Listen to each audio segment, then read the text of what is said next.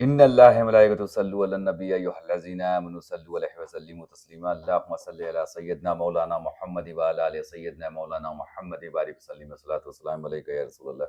السلام علیکم ورحمۃ اللہ وبرکاتہ۔ رشتے اگر صرف ماں یا باپ تک کے رہیں،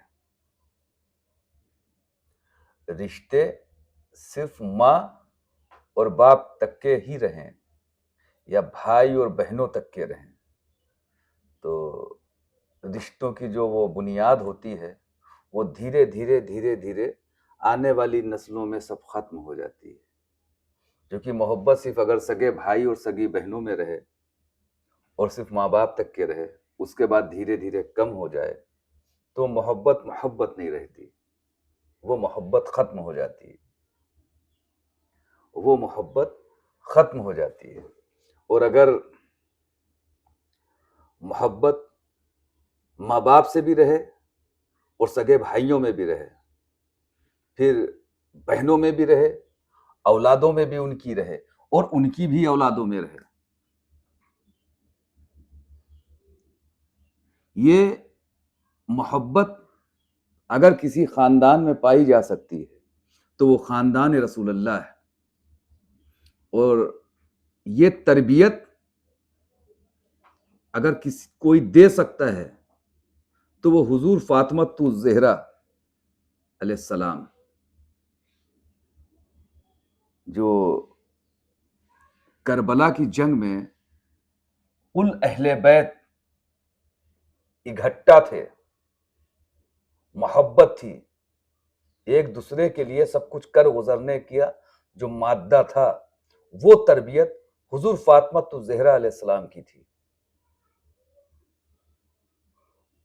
کیونکہ اس میں حضرت زینب کے بھی بچے تھے، حضرت امام حسن کے بھی بچے تھے، امام علی مقام امام حسین کے بھی بچے تھے، مولا کائنات مولا علی کے گھرانے کے ان کی بھتیجے بھائی سب کے سب، ان کے بھائی کے بچے سب کے سب اسی میں تھے۔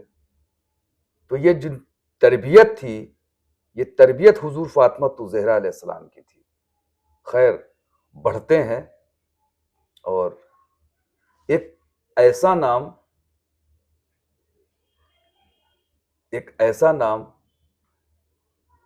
جن سے روبرو ہو رہے ہیں، سبھی جانتے ہیں، بہت اعلیٰ نام، بہت اعلیٰ نام۔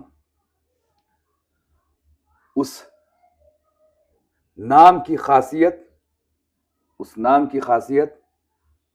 یہ تھی کہ جب دشمن کے مقابل کھڑے ہو جائیں تو دشمن کے بھی ہاتھ پیر پھول جائیں۔ جی ہاں، میں بات کر رہا ہوں حضرت امام قاسم ابن حسن ابن علی ابن ابی طالب، حضرت امام علی مقام امام حسن کے لخت جگر، ان کے بیٹے، محبت کرنے والے، امام علی مقام امام حسین سے محبت کرنے والے، کس سے؟ امام علی مقام امام حسین سے، اپنے سگے چچا سے محبت کرنے ہوئے۔ تو جب شہادتیں چل رہی تھی، حضرت علی اکبر کی شہادت ہو چکی تھی، تو آپ نے ضد کرنا شروع کر دیا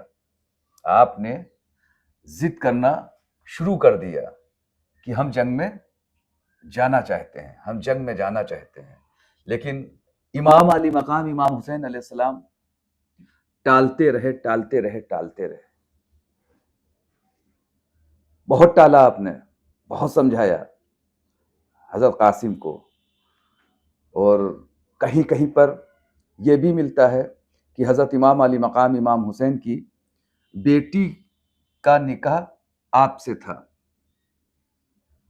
حضرت قاسم سے تھا، ہاں، یہ لگا ہوا تھا، یہ شادی لگی ہوئی تھی، ایک بیٹی کا نکاح قرار پایا گیا تھا حضرت فاطمۃ الصغریٰ سے. حضرت صغریٰ رضی اللہ تعالیٰ عنہ آپ سے تھا حضرت حسن مصنع کا، جو امام علی مقام امام حسن کی ایک بیٹے تھے اور امام علی مقام امام حسین کی وہ بیٹی تھیں. ان کے بارے میں جیسا کہ میں ذکر کر چکا تھا کہ غازی کربلا ہیں حضرت حسن مصنع، اور غازی کربلا حضرت زین العابدین. خیر، حضرت قاسم کی بات چل رہی تو آپ نے بہت کہا. جب منع کر دیا امام علی مقام امام حسین علیہ السلام نے تو آپ حضرت زینب کے پاس گئے اور حضرت زینب سے ضد کی. تو حضرت زینب نے کہا کہ بیٹا میں کیا کر سکتی ہوں، کہ پھوپھی آپ بتائیے، ہمارے والد نے ہمارے چچا کے ہاتھ میں ہمارا ہاتھ دیا تھا اور یہ کہا تھا کہ ان کا خیال رکھنا، تو اچھا خیال رکھ رہے ہیں ہمارے امام ہماری بات نہیں مان رہے ہیں. تو آپ کی والدہ بھی تھیں، حضرت کی والدہ بھی تھیں، حضرت قاسم کی والدہ بھی اسی خیمے میں موجود تھی. تو انہوں نے کہا اس کا فیصلہ بیٹا میں نے تمہارے گلے میں ایک تعویذ ڈالا تھا، میں نے تمہارے گلے میں ایک تعویذ ڈالا تھا. وہ تعویذ نہیں، وہ ایک خط تھا جو تمہارے والد محترم نے لکھ کر کے ہم کو دیا تھا. کہا تھا کہ جو ہے میں نے اسے پڑھا نہیں تھا کہ اس میں کیا لکھا ہے کیا نہیں لکھا ہے، یہ لکھنے والے امام حسن جانے یا وہ پاک پروردگار عالم جانے. تو اس خط کو کیوں نہ کھول لو اور پڑھ لو کہ کیا لکھ کر کے گئے. تو آپ نے جب وہ خط امام علی مقام امام حسین کو بلایا گیا، کہا وہ جو خط تھا وہ کچھ نصیحت تھی، وہ لکھ کر کے گئے تھے. امام علی مقام امام حسن علیہ السلام اپنے بیٹوں کو نصیحت کر کے گئے تھے، جس میں یہ تعویذ حضرت قاسم کے ڈالا تھا گلے میں. تو امام علی مقام امام حسین بھی اب بے چین، کیونکہ امام علی مقام امام حسن کی شہادت کے بعد اگر کچھ ان کے ہاتھ کی لکھی ہوئی کوئی چیز اگر آپ کو مل جائے تو بھائی تو یاد آ ہی جائیں گے. ظاہر سی بات ہے، بھتیجا ضد کر رہا ہے بھائی نے کیا لکھا ہے، کیا میرا بھائی کہنے جا رہا تھا، کیونکہ ساری ذمہ داری امام علی مقام امام حسین کے ہاتھوں میں تھی، پورے پریوار کی، پورے خاندان کی، کیونکہ بڑے آپ تھے. اگر کوئی آپ سے بڑا بھی تھا لیکن پھر بھی سب نے حضرت امام علی مقام امام حسین کو ہی تسلیم کیا تھا. امام حسین کو ہی سب نے اپنا امام تسلیم کر لیا تھا. اس وجہ سے آپ نے سب سے پہلے اس خط کو کھلوایا.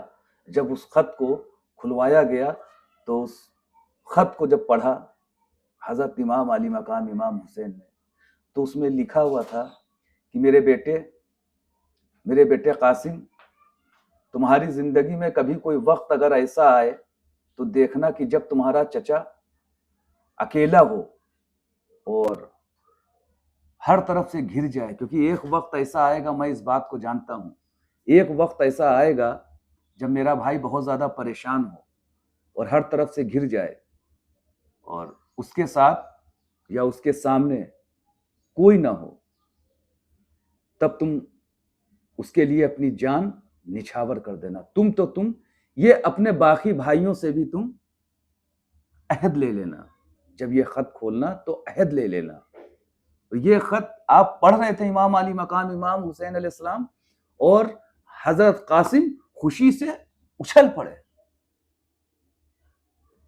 کہا دیکھیے چچا، اب آپ بولیے، آپ ہمیں نہیں جانے دیجیے گا، اب آپ بولیے، آپ ہمیں نہیں جانے دیجیے گا، یہ تو میرے والد نے بھی لکھ دیا.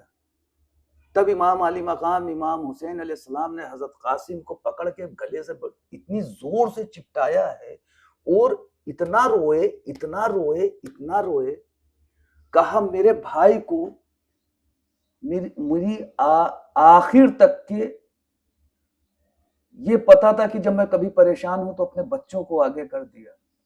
اللہ، میں اپنے بھائی کا حق کیسے ادا کروں گا؟ میرا اتنا پیارا بھائی اپنی اولادوں کو تک کے اللہ کی راہ میں میرے لیے کھڑا کر دیا. تب آپ خوشی سے اچھلے اور فوراً ہی کہا کہ اب چچا اجازت دے دیجیے، چچا آپ اجازت دے دیجیے۔ امام علی مقام امام حسین نے خوشی سے کہا کہ بیٹا جاؤ، جاؤ قاسم جاؤ۔ آپ فوراً ہی وہاں سے گھوڑے پر ایڑ لگائی اور پہنچے۔ بہت زبردست۔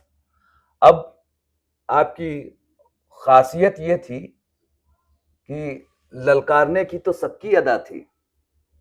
کل اہل بیت تو اہل بیت کے چاہنے والے جنہوں نے اپنی جانوں کو اللہ کی راہ میں لگا دیا، جب وہ ان کے پاس للکارنے کی تھی چھوڑ دی، تو جب آپ آئے میدان میں تو عمر کم تھی،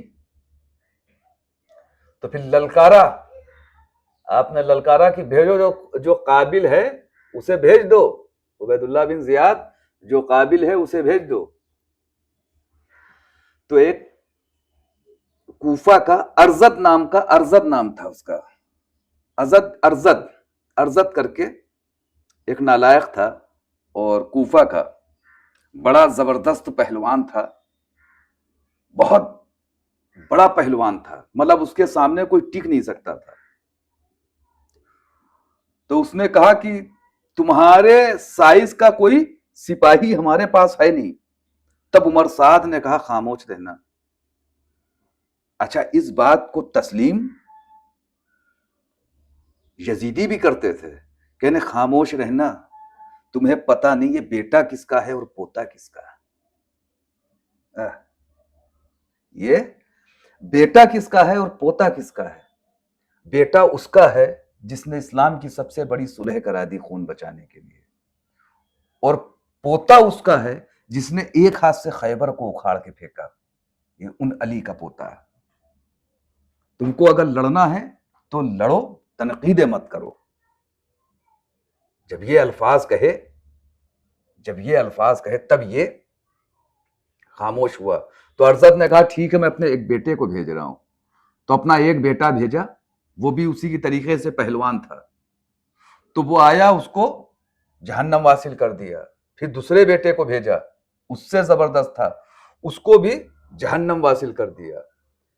پھر جو تیسرا بیٹا تھا وہ اپنے باپ ارزد کی طریقے سے بالکل لہیم شہیم تھا، اور اس کے مقابل کوئی ان کی بھی فوج میں نہیں تھا۔